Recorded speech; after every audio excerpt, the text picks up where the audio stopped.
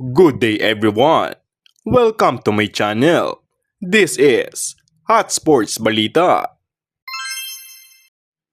Para sa balitang sports, naging isang malaking usapin ngayon ang pagkakahirang kay NBA all-time leading scorer na sa LeBron James bilang most valuable player sa katatapos lamang na Paris Olympic Games. Ngunit tila mas malala ngayon ang batikos na natatanggap ni LBJ kumpara sa naging karera nito sa NBA.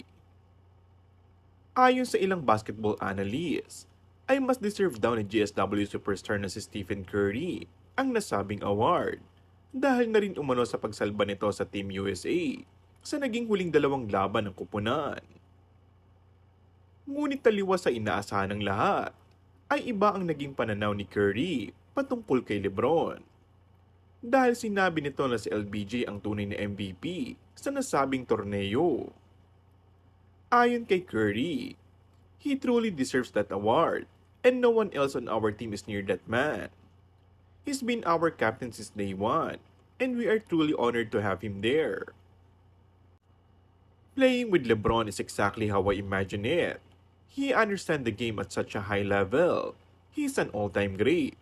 Dagdag pa nito.